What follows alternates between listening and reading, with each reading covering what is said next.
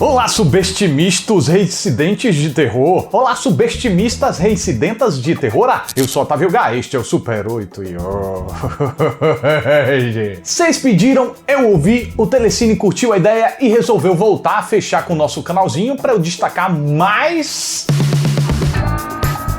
8 filmes de terror disponíveis no Telecine que, se você ficar na dúvida, passar 3 vezes pelo cartaz, ler o título, a sinopse, você devia largar essa dúvida porque esses filmes são bons mesmo. Lembrando que a gente já teve 4 edições desse quadro e eu já destaquei 8 filmes de ação, 8 de suspense, 8 de comédia e 8 de terror. Tá fazendo as contas, né? Ao final desse vídeo vão ser 40 motivos para você assinar o Telecine. E eu posso continuar fazendo esse quadro porque filme show pimpa é o que não falta por lá. E quer mais motivo? Normalmente eles disponibilizam 30 dias de teste, mas para vocês que acompanham o Super 8, que tal 60 dias grátis? Sim, 60 dias free, 0800, livre, sem custo.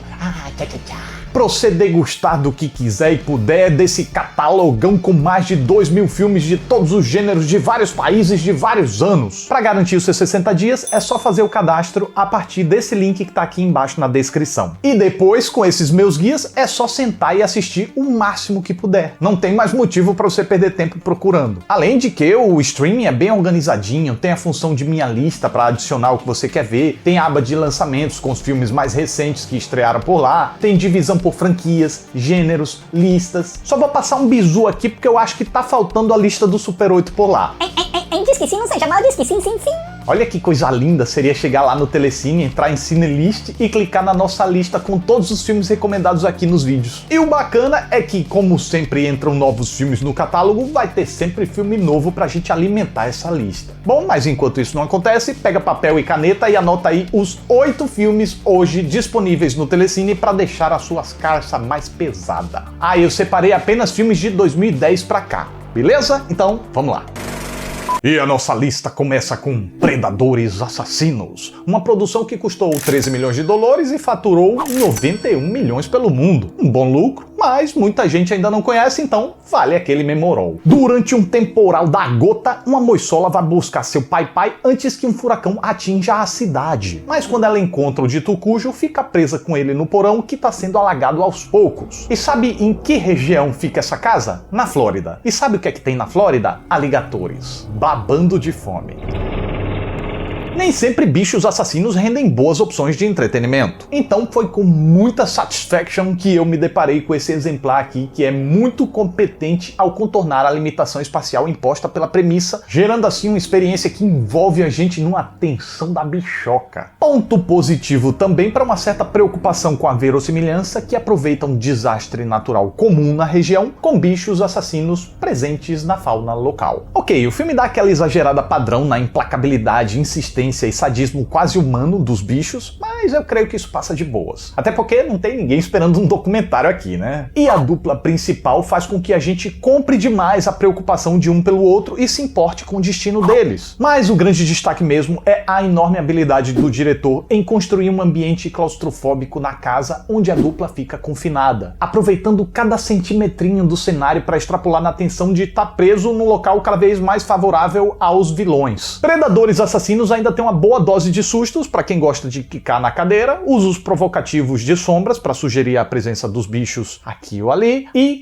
golpes viscerais de fazer a gente arrancar o estofado do sofá.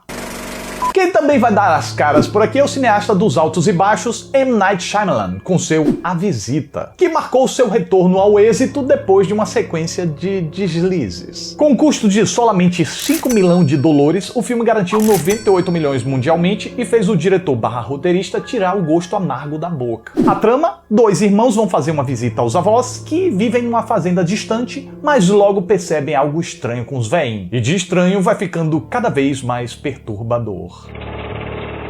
Após o fracasso de produções caras e repletas de efeitos visuais que renderam muito pouquinho e abalaram a confiança dos estúdios sobre suas capacidades, ele precisava se reencontrar consigo mesmo e então decidiu voltar ao simples. Uma produção independente, de baixo custo, intimista, no formato found footage, sem nenhum grande astro e filmada em poucas locações. Pimba! conseguiu realizar um filme tenso, envolvente e capaz até de superar o batido formato de found footage com boas ideias. O filme também marca ponto ao intercalar o suspense com uma bem-vinda dose de humor que contribui para ressaltar o carisma dos dois irmãos e ainda dar falsos alívios pra gente, para que quando o terror volte derrubando tudo. Vale também destacar o casal de idosos que entrega uma composição que evolui gradualmente de uma simpatia adorável para uma sinistrice arrepiante. Com isso, Shyamalan desenvolve um terror com suspense sólido, despertando muita expectativa sobre o que tá para acontecer e nos mantendo presinhos até o final. Um final, digamos, bem Shyamalanático.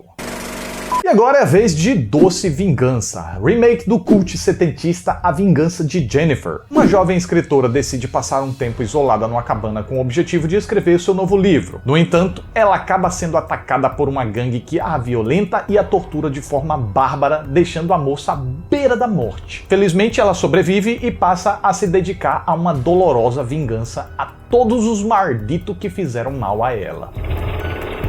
Pesado, eu sei, e na versão sem cortes o filme é bem gráfico mesmo. Talvez tenha exagerado na violência recebida pela moça, porque pro público feminino dá muito gatilho, mas eu de certa forma entendo que o diretor queria acender com tudo a nossa ira para que a gente entrasse na ideia da vingança junto com a protagonista. Vingança, vale dizer com requintes de crueldade, típica do exploitation, subgênero do horror que abusa da violência exéguizo e que teve o seu auge na década de 70. O objetivo desse subgênero é apelar aos instintos mais primitivos do público que, após testemunhar atos de violência inconcebíveis, não consegue evitar de vibrar com os vilões sendo punidos da forma mais sangrenta possível. E dentre os principais exploitation raiz está justamente A Vingança de Jennifer. Portanto, diante da onda de remakes, é natural uma nova versão desse filme pegando carona na tendência de extrema violência que chegou na primeira década dos anos 2000. Agora, se você quer sutileza, pode esquecer, porque sinceramente aqui nem precisava. O grande apelo é simplesmente ver gente muito má sendo punida com o máximo de brutalidade. Para quem tiver estômago forte, tá aí um prato cheio.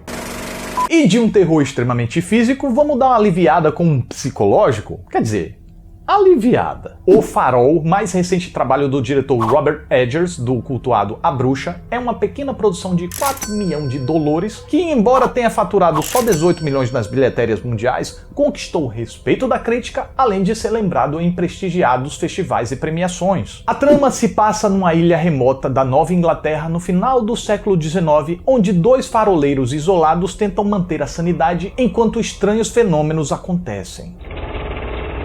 O Farol é um filme esquisito, lento e sugere mais do que mostra. Por isso, muita gente pode acabar não curtindo o rolê. Porém, é difícil um desavisado chegar aqui nesse filme, porque seu realizador adotou uma linguagem visual e sonora incomum para justamente afugentar o público que só gosta de um pipocão. E o que é melhor, essa linguagem ainda faz sentido com o que está sendo contado. O som e a fotografia remetem ao passado e tiram o glamour da dupla de astros para combinar com a tarefa sem graça que é cuidar daquele farol isolado, vivendo independências insalubres e decadentes. E tudo isso constrói uma sensação absurda de aperto e claustrofobia e isolamento e desconforto, numa trama que mergulha num destrambelhamento mental entranhado em lendas e superstições, as quais também podem ser entendidas de forma alegórica para explicar o declínio da sanidade dos personagens ao se submeter a uma experiência tão enfadonha, aborrecida e ingrata. Ou ainda pode ser entendido como um auto-julgamento de uma mente perturbada pelos próprios erros e remorsos, usando tenebrosas passagens da mitologia greco-romana como instrumento de martírio, como meu amigo Rodrigo bem notou. Valeu, Rodrigo! Muitas são as hipertrepações, mas mesmo que você termine o filme cheio de indagações no cocoruto, ainda assim ele faz valer a experiência, pois muito mais importante do que acompanhar essa história ou entendê-la é senti-la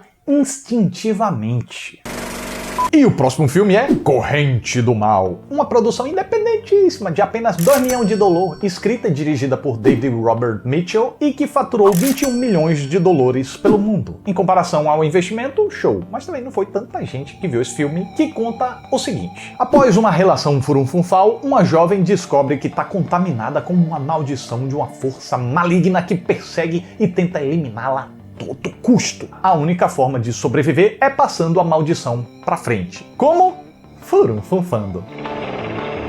Posso dizer com segurança que esse é um dos filmes de terror mais originais da última década. O roteiro apresenta um dilema moral que, além de causar tensão, leva a gente a refletir. Se a sua vida tivesse em risco por uma criatura tenebrosa que te segue lentamente para onde quer que você vá, te deixando agoniado sem saber quando ele vai chegar, e a única forma de sobreviver fosse empurrando essa tortura psicológica para frente, o que você faria? David Robert Mitchell prova ser um grande fã do cinema de terror dos anos 80 e preenche o filme com referências aos filmes dessa época. Mais do que isso, ele consegue emular uma atmosfera dos filmes oitentistas. Tá na punição daqueles que praticam a arte do vucu-vucu, tá no assassino caminhando lenta e incessantemente atrás das vítimas, tá na fotografia mais seca e tá na trilha sonora com sintetizadores claramente inspirada nas trilhas sonoras clássicas do John Carpenter. Por fim, a câmera que acompanha os personagens ainda dá uma sensação de perseguição sufocante. A ameaça tá lá, mas a gente não vê. É a câmera que sugere a sua presença e isso é o suficiente para nos deixar num estado de tensão constante.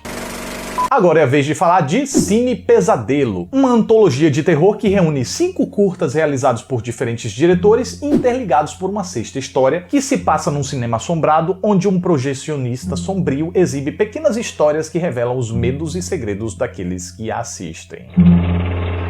Essa antologia aqui é uma grande homenagem ao terror que busca a cada segmento abordar um diferente subgênero. E sim, eu vou ser sincero, como a maior parte dos filmes antológicos tem os seus altos e baixos. Começa muito bem com o ótimo The Thing in the Woods, que presta uma homenagem aos slashers dos anos 80, mas que ao final apresentam a virada inteligente do roteiro que, sem entregar spoilers demais, surpreende ao trocar de subgênero de forma orgânica e divertida. Já o segundo curta, Mirari, procura desenvolver um horror mais psicológico, a partir da história de uma mulher que, para tirar uma cicatriz do rosto, se submete a uma cirurgia plástica que traz consequências chocantes e surpreendentes. O terceiro, Mashit, é um terror de possessão, através de uma história que se passa num colégio católico onde crianças são possuídas por um demônio grotesco. E esse é só o começo de um curta que escala na sanguinolência e chega num clímax que não tem vergonha de ser trash e absurdo. O quarto curta, This Way to Egress, é o que mais destoa do conjunto. Fotografado em preto e branco, tem uma aura mais cult e surreal. A história acompanha uma mulher que tem a sua percepção da realidade alterada numa consulta ao psicólogo. Já o quinto, Dead, é a vez do terror sobrenatural, com uma história de um menino que perde os pais num assalto e passa a ver gente morta, inclusive sua mãe, que tenta convencê-lo a tirar a própria vida. Esse talvez seja o mais fraco dos 5, mas ainda assim não tira o sabor do passeio por essa antologia que, em conjunto, resulta num tributo totalzinho ao gênero do terror. Agora é a vez do mais recente da lista, A Caçada. Produção inicialmente prevista para agosto de 2019, mas foi adiada para março de 2020 e, devido à pandemics, foi direto para aluguel e compra on demand. E hoje já tá no Telecine, olha que beleza. Na trama, um grupo de conservadores republicanos acorda num local desconhecido e são caçados por um grupo de ricos democratas liberais. Um grupo de pessoas forçadas a se enfrentarem num jogo sádico de sobrevivência existe aos cabogilhões, não é verdade? É verdade. Já fiz até lista aqui no canal. Mas não demora pra gente notar que tá diante de um projeto que preza pela imprevisibilidade e, assim, em poucos minutos, já não dá mais pra gente ter certeza do que tá vindo pela frente. Entra personagem, sai personagem, a gente fica só...